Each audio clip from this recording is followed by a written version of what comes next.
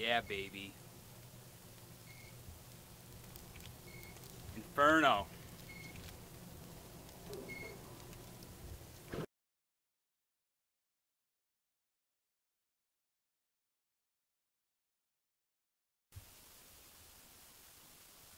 Boiler's in.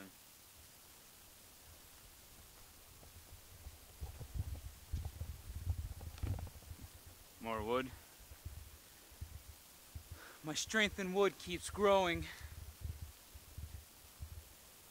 Keeps on growing. So boiler came in. It was pretty dark out when the guy got here, so couldn't really do much for video, but she's here in all her glory. So this is a central boiler E-Classic 3250. It's got a pretty big firebox on it, holds 410 gallons of water. It's a gasification unit. Inside the firebox, try to get a good shot in here. So you can see it's pretty decent size. You could fit a couple people in there if you really wanted to. But it meets all the new EPA certifications. Everything's computer controlled, so the burn rates are controlled for more efficiency, longer burn times, and it will increase or decrease airflow based on the demand from the system. So far I'm about halfway through hooking it up. I installed that lovely Ricer polished stainless exhaust on it, which was actually kind of a pain in the ass because there's no real good way to get a ladder up there, and with the unit being raised up and doing it from the back, it's like double walled insulated special exhaust pipes, so if you damage them, they're a few $100s a piece, and it's two sections put together there. Coming around to the back, I had a bunch of wiring and stuff coming out of the ground, so I took some time to figure out what was what with the wires, and found which ones are running off of the heat system and got power to them. Did a dry run and the unit fires up, electronically at least. I did the return section here of the thermal pex, so I came off the with the MPT plumbing fittings out the back here, and then went and mated to the fittings coming out of the ground here. Those two runs that are still there are the supply runs. They're going to go straight up, and I got pumps that I have to install in there, so that's going to be the next steps with hooking the unit up. Grounding rod in the ground there, and here's the ash clean out door. But it's a pretty impressive unit. The reason why I went with the central boiler over the other units is because the firebox here you can see is encased in this foam, spray foam insulation, and that stuff works great. I have it in the garage, and you could really feel the difference over traditional fiberglass insulation. And as far as I was able to find, central boiler was the only brand on the market that used that urethane insulation. Everybody else just used the traditional fiberglass. So it's in. Next step is going to be, like I said, working on the supply side of it, and I'm getting there. Hopefully be burning wood in no time. Once the supplies are hooked up, I have to fill the thing with water. Hopefully I don't run the new well down, because it's, like I said, it's 410 gallons that's going to go into that puppy. And then that's about it. So I'll videotape the next update once I get there.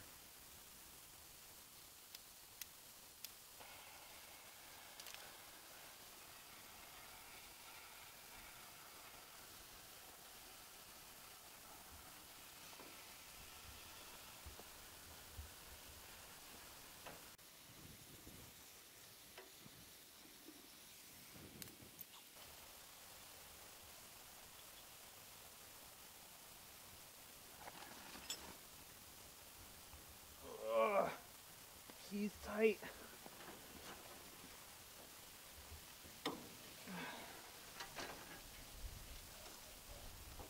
Come on.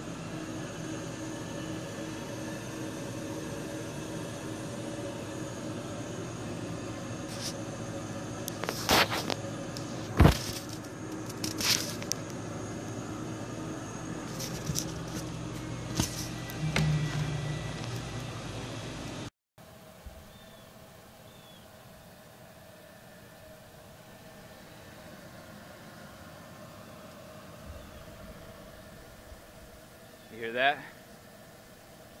That's the sound of success. It's been 1 week.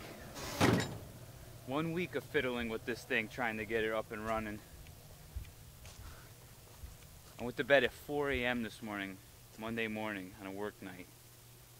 I'm a mess. A mess today. But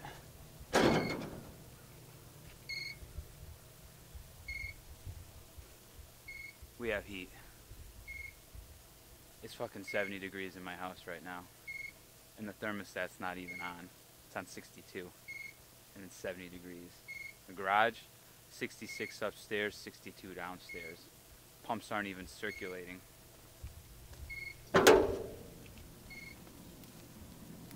Damn. Yeah, baby. Inferno.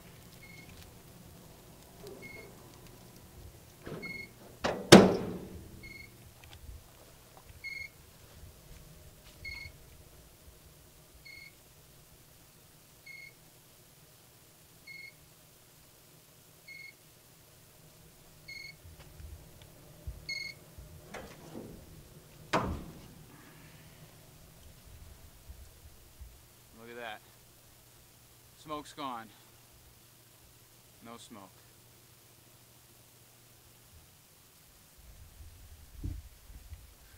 So let's talk a little bit about my whole boiler experience here.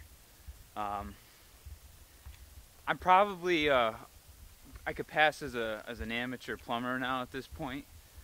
But this system was dormant for 6 years. This property was empty for 6 years. So every time we go and bring something back to life and make it work again, there's always issues, right? Stuff doesn't like to sit. Things seize, freeze, crack, break, you name it. Leak, seals dry out. So starting with the boiler, it took about 12 hours for me to wire in and plumb up the boiler connections. Now, again, that was my first time doing it. I never really worked with Thermopex before, so I'm sure if I had to do it over again now with the little tweaks that I've learned, I could probably do it a little bit faster. But once the boiler was up and running, the fun began in here. I'm try to zoom out enough here so you guys can see what I'm dealing with here. I have a good 4 days straight into this, and I'm saying like 4 full days. I slept 3 to 5 hours a night the last 4 nights in a row, just trying to get this system up and going. So point of entry for the water, supply line right here. First issue right here. Boom. Let me see, I'll get a little focus here. Boom. Backflow preventer. Cracked. Something broke internally. It was just dumping water out. Go track one down, plumbing supply house. Put it in, fire the water back up, try to fill the system. Follow along here. Boom. Pressure regulator. Nut had frozen and cracked. Pissing water everywhere. Had to run out again. Go and find a new pressure regulator. Come back, solder it in. And I'm not a plumber, so quick YouTube tutorial and lots of globs of solder because I didn't want the thing leaking, and that's in. Fire it back up, water starts to come up. Oh, but wait, it was pissing out down here. There is no valve or plug, so I have to run back out again, go get a plug. Come back, put that in, start filling the system. Okay, system's coming to life now. Leak at the manifold for the downstairs flooring. Take this apart. Oh, no gasket in there. Gasket's gone, okay. Run back out, go get some fiber gaskets, run back. I bought like $10 worth of just random sizes because I didn't know what it was for sure. Luckily got one that fit, put it in there, fire the system back up. Starts getting pressure. Come along over to this side. Boom, leak at that manifold, one of the fittings. Go up there, snug it down, leak stops. Okay, so now pumps aren't coming on, right? I feel them, they're getting hot. hot, hot, hot, and it burnt, like hot to the point where it's burning hand, but I don't hear anything moving. Follow the wiring, come down to this thing. Luckily the instruction manual is here, so I start reading and trying to figure out what the hell does what, how to get the call to send signal to the pumps to turn them on, and finally verified that, you know, the pumps were on or off. When they're on, weren't spinning. So take the pumps apart, take the cartridges out, impellers or C's, can't spin them. Start spin them by hand, break them free. Now they spin. Put them back in, they fire right up. All right, great. Now I'm bleeding the system. Hose hooked up. Goes to a water tank in there, and there's a jet pump that supplies pressure to the system. And focus this here. Bam. So now I got a looped system here because I'm just killing water, going through water, trying to flush the air out. And if it was just running directly off of the well, I'd probably run the well dry. So literally good 18 hours of knob dicking, shutting off the loops for the radiant heat, trying to get the air out little by little at a time. And then just when you think that all the air is out, it's not. Trying to get a prime, a good running prime on the pumps was like probably the most difficult thing in keeping it running. And finally, at 4 o'clock in the morning this morning, I had the system running and stable. And I must say, for a fucking garage, this is. I have the thermostat set at 60, and it was like low 30s last night, and now we got, bam, 64 degrees down here. Upstairs, 66, and that thermostat's set at 64. In the house, 70 degrees, and that thermostat's set at 62, and I don't even have the heat on right now.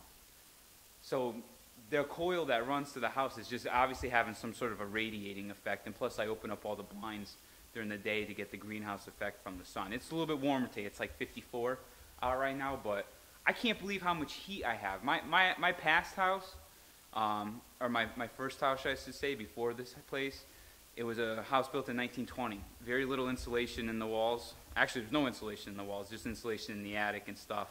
Horsehair plaster walls, old style windows. That was a baseboard radiator oil system, and we kept that house 62, 63 max, and it struggled to keep that on like the coldest of days. I would come downstairs and it'd be in the 50s after some really cold nights. So I can't even believe they have this type of heat now. Especially with how big this place is. You know, I was scared as hell that this was going to be a nightmare to heat.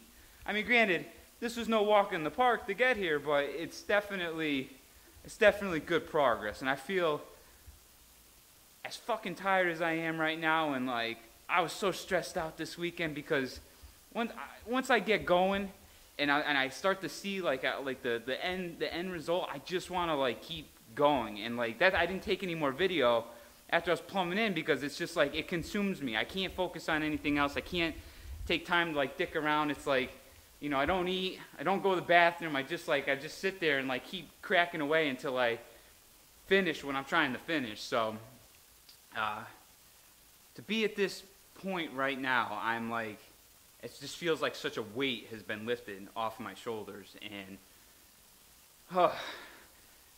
here I am.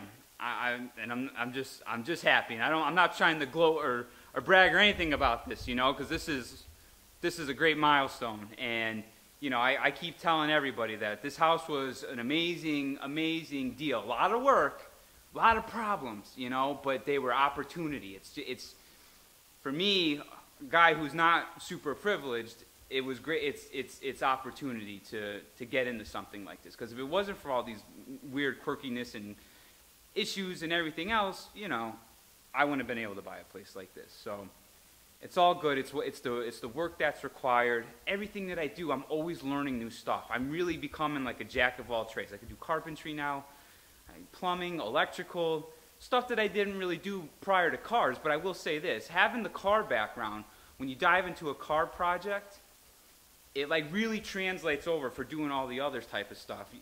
There's plenty of information for everything you need to do. You know, you just Google, use Google. Google's your friend, and you could do anything. I sometimes look at all the shit that I do, and I'm like, wow, like I've learned a lot growing up, and you know, I'm thankful that I'm able to do that, and I have the ability to do what we have to do to get by. It's really sink or swim with stuff like this. You put yourself on the line, you take the risks, you know. When I was, in order to buy this place, part of the deal, I had to waive every right that I have. There was no inspections, no nothing. I told the bank that owned it, I'll take this property as is. I will not come back with one thing. And that was it. So now you're on your own.